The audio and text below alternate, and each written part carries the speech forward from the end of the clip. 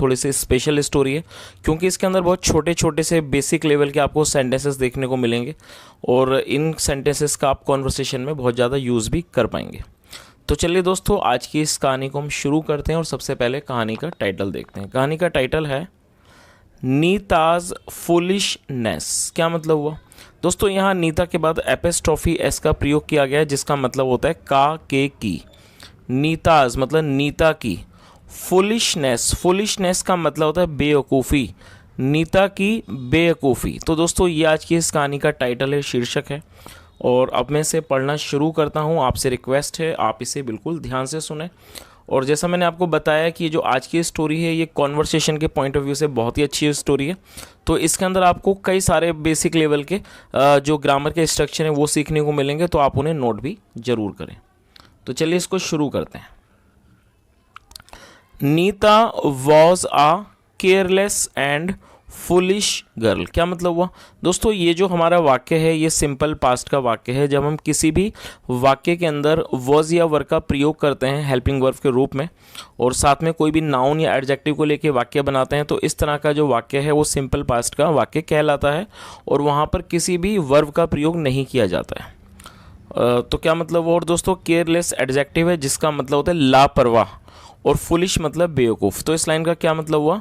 Nita was a careless and foolish girl, मतलब नीता एक लापरवाह और बेवकूफ़ लड़की थी। चलिए आगे देखिए। She used to lose her things due to her carelessness. क्या मतलब हुआ दोस्तों? ये जो हमारा वाक्य है ये पास्ट इंडेफिनेट का वाक्य है, और जब हम पास्ट में किसी भी तरह की कंसिस्टेंसी दिखाना चाहते हैं, हम ये शो करना चाहते हैं कि पास्ट में कोई भी व्यक्ति किसी काम को बराबर किया करता था, तो वहाँ पर यूज टू का प्रयोग किया जाता है। और यूज टू के बाद हमेशा ही वर्ब की फर्स्ट फॉर्म आती है, और ये जो वर्ड है LOSE, इसको लूज पढ़ते हैं, कई लोग इसको लॉस पढ़ते हैं जो कि गलत प्रोनाउंसिएशन है, तो इसको पढ़ेंगे लूज, और ये वर्ब की फर्स्ट फॉर्म है और इसका मतलब होता है खोना या गंवाना।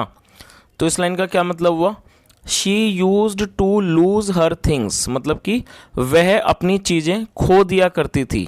ड्यू टू, दोस्तों ड्यू टू का मतलब होता है की वजह से, तो आप इस वर्ड को नोट कर सकते हैं, कई बार ये कॉन्वर्सेशन में बहुत ज़्यादा यूज़ होता है। तो ड्यू टू का मतलब की वजह से, ड्यू टू।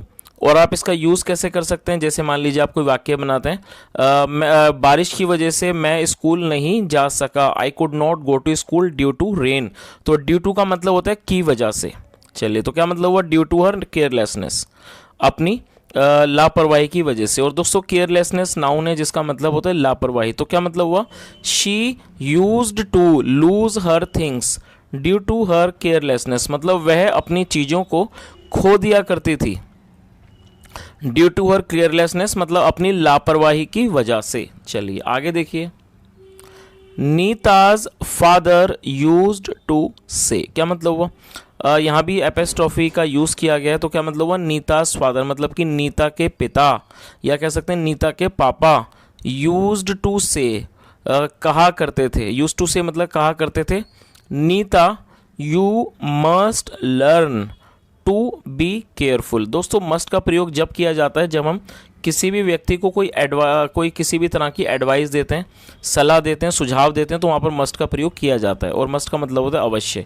तो क्या मतलब है इस पूरी लाइन का? कि नीता's फादर यूज्ड टू से, नीता के पिता, नीता के पापा कहा करते थे, नीता यू मस्ट लर्न, आपको ज़रूर सीखना चाहिए, to be careful.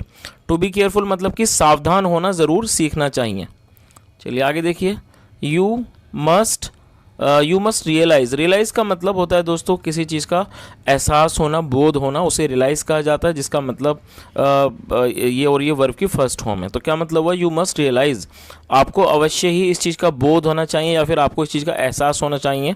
The value of your belongings, belonging का मतलब सामान, मतलब कि जो आपके सामान की जो वैल्यू है उसका आपको एहसास होना चाहिए। एंड कीप देम केयरफुली, और उनको केयरफुली मतलब सावधानी पूर्वक रखो। केयरफुली मतलब सावधानी पूर्वक।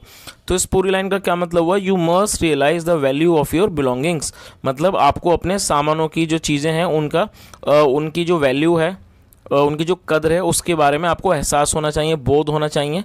एंड कीप देम केयरफुली, और आपको उनको सावधानी से रखना चाहिए। चलिए आगे देखिए।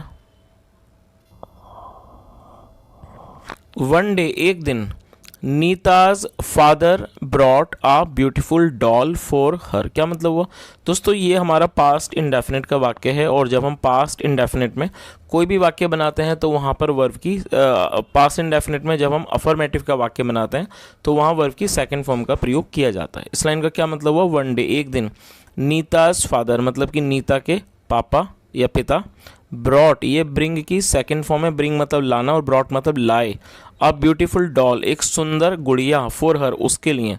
तो इस पूरी लाइन का क्या मतलब हुआ कि एक दिन नीता के पापा एक सुंदर डॉल मतलब एक सुंदर गुड़िया लाए उसके लिए। और ये जैसे मैंने आपको बताया, आप इसको नोट कर सकते हैं, ब्रिंग की सेकंड फॉर्म है ये ब्रॉट मतलब लाना। आगे देखिए, she loved her doll very much, और लव का मतलब प्यार करना होता है, और लव का मतलब किसी चीज़ को बहुत ज़्यादा पसंद करना भी होता है। तो क्या मतलब हुआ, she loved her doll very much मतलब वह अपनी गुड़िया से बहुत प्यार करती थी, या उसे वह अपनी गुड़िया बहुत पसंद थी। चलिए आगे देखिए, she always kept the doll with her, और वो हमेशा ही गुड़िया को अपने साथ रखती थी, विद हर मतलब अपने साथ। तो क्या मतलब, और कैप और ये कीप की सेकंड फॉर्म है kept. She always kept the doll with her, वह गुड़िया वह हमेशा अपने साथ वह हमेशा गुड़िया को अपने साथ रखती थी।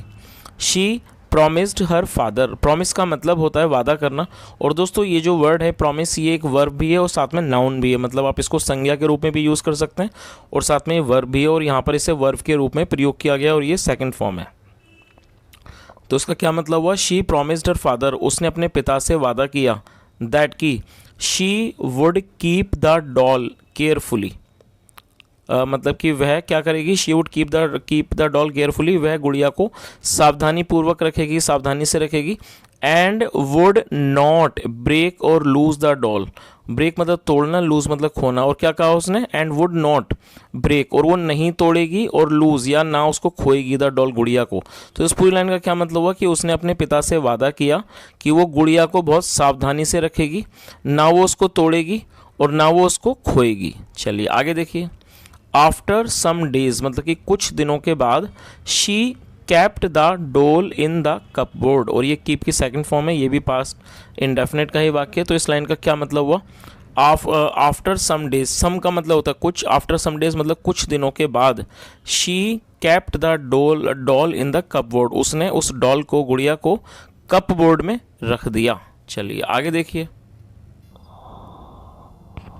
वन डे मतलब कि एक दिन, नीताज फादर सेड, क्या मतलब हुआ कि वन डे एक दिन, नीताज फादर सेड मतलब नीता के पिता ने कहा, कम नीता मतलब कि नीता आओ, I will take you for an outing. दोस्तों जब भी आप इस तरह का ये देखेंगे कि जब एपेस्ट्रॉफी के बाद डबल एल का प्रयोग किया जाता है तो आप उसे विल माने, तो यहाँ पर इसको शॉर्ट में लिखा गया है। तो इस लाइन का क्या मतलब हुआ, इसको दोबारा समझ लीजिए, वन डे एक दिन, नीताज फादर सेड नीता के पिता ने कहा, कम नीता मतलब कि नीता आओ, आई विल टेक यू मैं आपको ले जाऊंगा, और टेक का मतलब होता है लेना या फिर ले जाना, तो आई विल टेक यू मतलब मैं आपको ले जाऊंगा फॉर एन आउटिंग।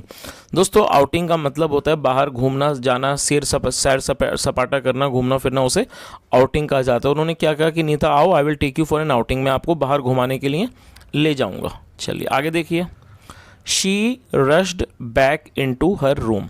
दोस्तों रश का मतलब होता है किसी जगह, आपने इस वर्ड को पहले भी कई बार सुना होगा, RUSH, रश का मतलब होता है भीड़ भाड़, उसे रश कहा जाता है। और ये आपने सुना होगा, इसका मतलब भीड़ भाड़ होता है जो कि एक नाउन है, और उसके साथ साथ ये एक वर्ब भी है। इसका मतलब होता है किसी जगह पर तेज़ी से जाना पहुंचना, तो यहाँ पर इसको वर्ब के रूप में प्रयोग किया गया है, रश मतलब तेज़ी से पहुंचना, और ईडी लगने के बाद ये हो जाएगी सेकंड फॉर्म, तो ये सेकंड फॉर्म है। तो क्या मतलब हुआ, she rushed back into her room मतलब वह जल्दी से अपने कमरे में गई, हर रूम मतलब अपने कमरे में गई, एंड केम बैक और वापस आई, विद इन फ्यू मिनट्स मतलब कुछ मिनटों के अंदर, विद हर डॉल मतलब अपनी गुड़िया के साथ। चलिए आगे देखिए, हर फादर आस्क्ड, उसके पापा ने पूछा, why have you got the doll, क्या मतलब हुआ। दोस्तों यहाँ पर हैव के साथ वर्ब की थर्ड फॉर्म का प्रयोग किया गया है। तो जब भी किसी भी वाक्य में यदि हैज़ हैव के बाद वर्ब की थर्ड फॉर्म का प्रयोग किया जाता है तो वो हमारा प्रेजेंट परफेक्ट का वाक्य होता है। तो ये प्रेजेंट परफेक्ट का वाक्य है।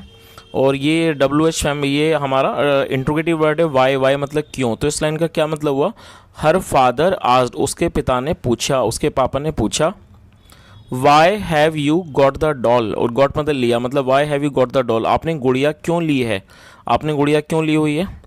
शी रिप्लाइड, रिप्लाई का मतलब होता है किसी बात का जवाब देना, सेकंड फॉर्म है। शी रिप्लाइड, उसने जवाब दिया, my doll will be lost, मेरी जो गुड़िया है विल बी लॉस्ट, वो खो जाएगी, if I leave it hair, यदि मैं उसको यहाँ छोड़ती हूँ। लीव, और दोस्तों आप इस वर्ड को नोट कर सकते हैं, LEAVE, लीव का मतलब होता है छोड़ना, जो कि एक वर्ब है। और उसके अलावा ये एक नाउन भी है, नाउन मतलब संज्ञा, जिसका मतलब होता है छुट्टी।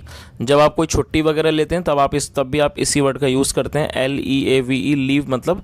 तो आप इसको नोट कर सकते हैं, इसके दो मतलब हैं। लीव, एक तो ये हो गया लीव, जिसका मतलब होता है छोड़ना, और साथ ही इसको आप यदि नाउन के रूप में प्रयोग करते हैं तो इसका मतलब हो जाएगा छुट्टी। तो लेकिन यहाँ पर इसे वर्ब के रूप में प्रयोग किया गया। तो इस लाइन का क्या मतलब हुआ, शी रिप्लाइड, उसने जवाब दिया, my doll will be lost if I leave it here, मतलब मेरी जो गुड़िया है वो खो जाएगी यदि मैं इसको यहाँ छोड़ती हूँ। चलिए आगे देखिए, बट लेकिन, इफ़ आई कैरी इट, लेकिन यदि मैं इसको ले जाती हूँ, अलोंग, साथ, अलोंग का मतलब होता है साथ, अलोंग ले जाती हूँ साथ, वेरेवर गो, वेरेवर आई गो, दोस्तों वेरेवर का मतलब होता है जहाँ भी, कहीं भी, और आप इस वर्ड को नोट कर सकते हैं, अच्छा वर्ड है, वेरेवर आई गो, जहाँ भी मैं जाती हूँ। I will never lose it, never का मतलब कभी नहीं। तो इस पूरी लाइन का क्या मतलब हुआ, लेकिन, but if I carry it along, यदि मैं इसको साथ ले जाती हूँ, वेरेवर आई गो, जहाँ भी मैं जाऊँ, I will never lose it, मैं इसे कभी नहीं खोऊंगी या कभी नहीं गवाऊंगी। आगे देखिए, नीताज फादर, और यहाँ एपेस्ट्रोफी एस का प्रयोग किया गया है। नीताज फादर, जो नीता के पिता थे, लाफ्ड, सेकंड फॉर्म में लाफ्ड, मतलब कि नीता के पिता हंसे, एट हर फुलिशनेस, और फुलिशनेस का मतलब होता है बेवकूफ़ी, मतलब, और ये एक नाउन है। तो क्या मतलब हुआ कि नीता के जो पिता थे वो हंसे एट हर फुलिशनेस, उसकी बेवकूफ़ी पर। तो दोस्तों ये बस यहीं तक स्टोरी थी, और मैं उम्मीद करता हूँ आज की कहानी अच्छी लगी होगी और आपको कई सारे ग्रामर के स्ट्रक्चर सीखने का मौका मिला होगा। यदि आपको स्टोरी अच्छी लगी और मेरा पढ़ाने का प्रयास भी अच्छा लगा हो, आपसे रिक्वेस्ट है, वीडियो को ज़रूर लाइक करें, शेयर करें और कमेंट करके भी बताएं। और दोस्तों ये जो आज की कहानी है, इसके अंदर ऐसा कोई ख़ास मॉरल मुझे मिला नहीं, तो यदि आप अपनी तरफ से कोई मॉरल सजेस्ट करना चाहें तो आपका स्वागत है।